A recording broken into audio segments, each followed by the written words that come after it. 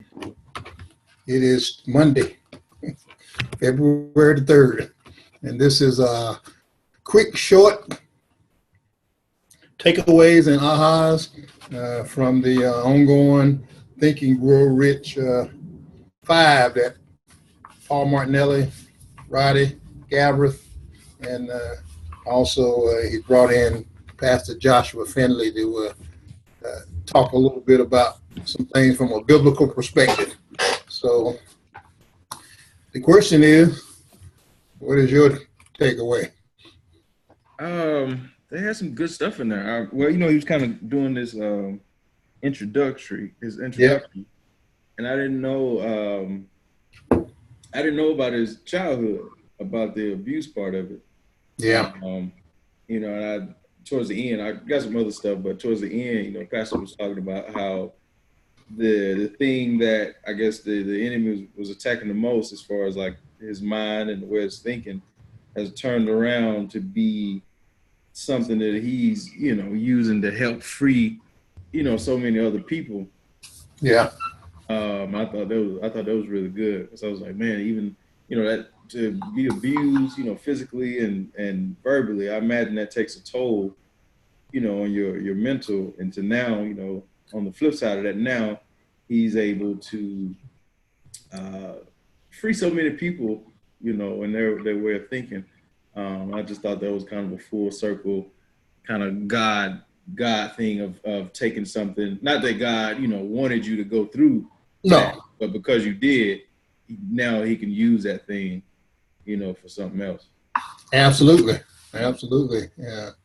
And that's not foreign to us, that whole concept, that whole idea that God will take something that was not meant for your good, obviously, right, that was meant to destroy you. And as you said, not that he is the orchestrator or perpetrator of it, but if we become willing participants, then he can take that and use it for something good. Yeah, he did say that about you can either play the victim or you can harvest the good, from that. I was like, ooh.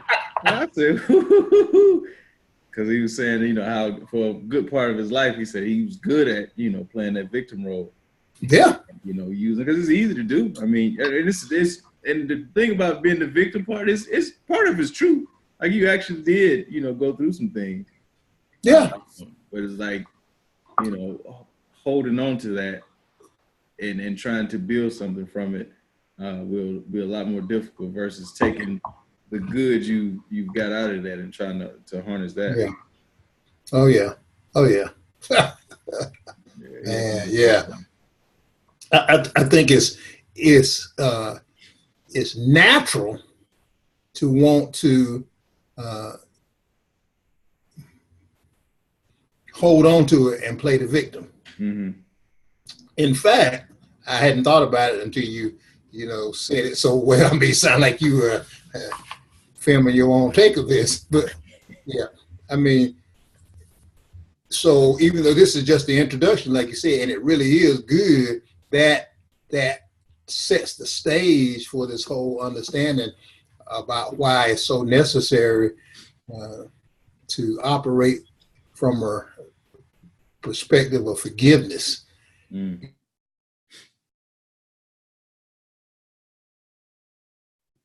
I think your audio went out. Can you hear me?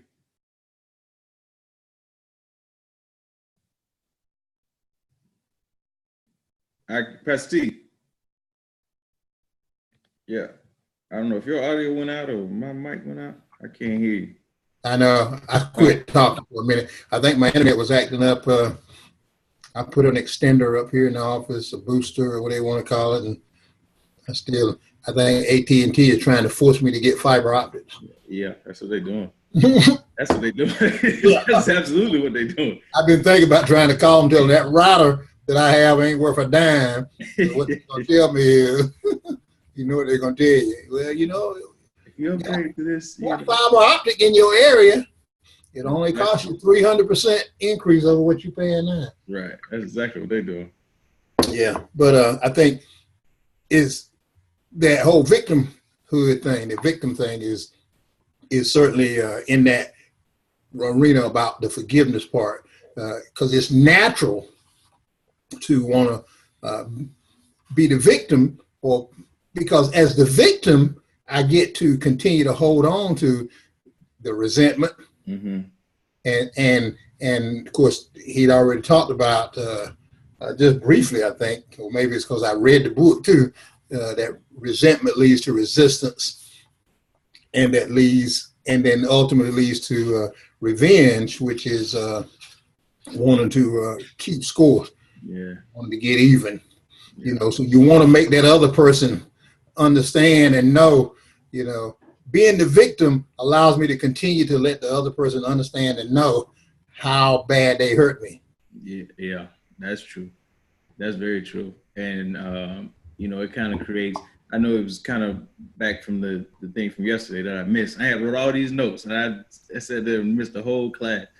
But he was talking about the kind of standing in the toxic soil, looking to kind of grow something.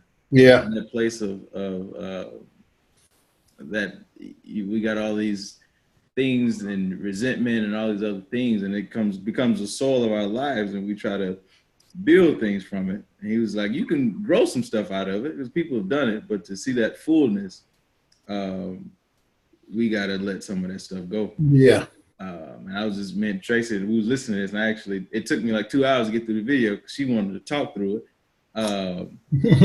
And we was talking about just kind of when he said that, talking about the like we was thinking about what in my life that I could possibly have, some resentment to, now that I got a new understanding of what resentment actually is. And there was a lot of stuff. It was a lot of stuff in there. Yeah. There's a lot of stuff in there. Yeah. I went to a turning point. I know you heard him mention turning point a couple of times. Mm-hmm. I went to a turning point. One of those turning points that he did, it was here in Atlanta. I went to it. Now it's been, I didn't realize it had been that long until I looked back over my stuff, 2016, where he really dug deep into this stuff. And I had let the things that were brought out during that turning point, that actually I had a one-on-one conversation with him about. It was about how do I deal with forgiveness when it is tied to my father, who's already deceased, right? Right. Wow. But it started coming back to me, that hey, that it's really not it's not about him anyway, right? At least from the forgiveness standpoint, I have to be able to. I have to still be able to forgive, let it go for myself, so that the resistance is not in my life. Right. So that I'm still, because one thing for sure, you can't make that person feel what you feel anymore, right? Yeah. Yeah. And again, I thought I had forgiven him for a lot of stuff. That's what I told him back then as I looked at some of my little notes I had jotted down. I thought I had forgiven him for a lot of stuff. But the one thing that came back up again during this discussion between Paul and Josh is this whole thing of withholding, right? Mm-hmm. His mama played that game. She played it intentionally. My daddy might have played it intentionally. I thought he was playing it unintentionally. Where someone makes you a promise and then don't deliver on it, right? Yeah. So you start to build up this defense where you say, I'm not going to expect anything from him. Because that way I don't have to get hurt. Yeah. Now, probably if I sat down, but I don't, again, he said, he's not even sure if it's important that you sit down and try to figure out. I know I need to make sure that it's not showing up in my life right now and causing me to have low expectations about certain things, right? Right. I don't know.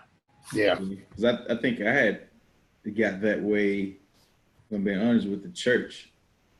I'm very I like structure. I like, I like things that, and when I wasn't getting it, there's a conversation that I had with them, but I just realized that I still had some resentment, even in that now. Yeah.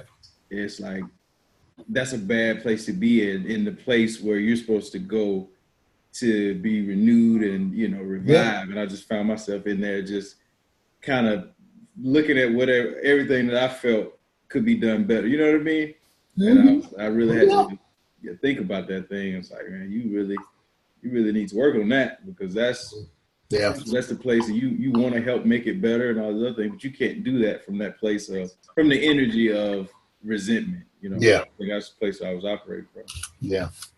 So it gets a little hairy. Well, it's all good. Let me share this real quick, because I had let me see, try to one of the things he said, when you believe a certain thing to be true, it shows up in your behavior, period, end of story. Beliefs drive behavior. Yeah. And beliefs drive behavior. What you believe drives how you behave, and your behavior is going to determine what kind of results you get. And if we go back to what we were talking about before this all started with the whole stick man thing, those results turn right around and come right back. Yeah. And you got a cycle. It just keeps going on. So, but what we believe becomes really important. I mean, just working on my belief, even from a scriptural standpoint, I understand why the man told Jesus, help me in my unbelief. Yeah. Because it impacts your behavior, which is going to impact the results that you get. So I think that probably was I had like a couple, but that was my big takeaway. He didn't say this in this setting, I don't think. I've listened to it 3 times now, and I read the book. And it's like I just ordered mine today. Okay, but he has said this.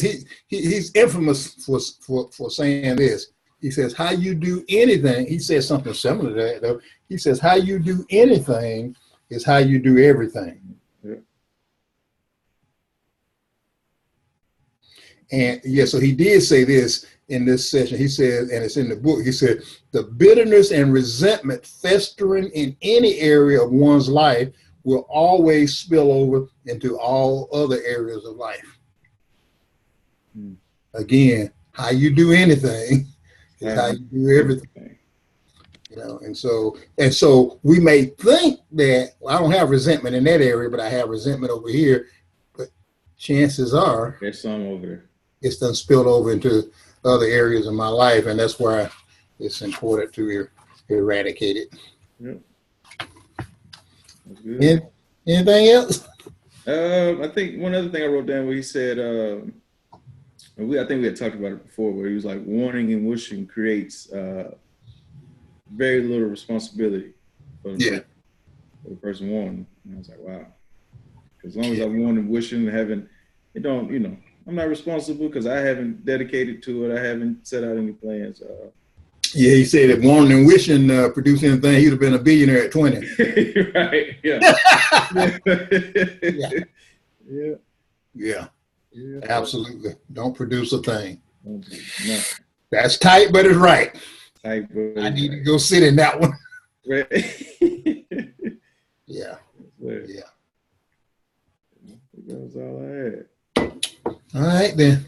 Well, I'm going to wrap it up then. All right, Chief. Okay. We'll holler at you next time. Same time, same place.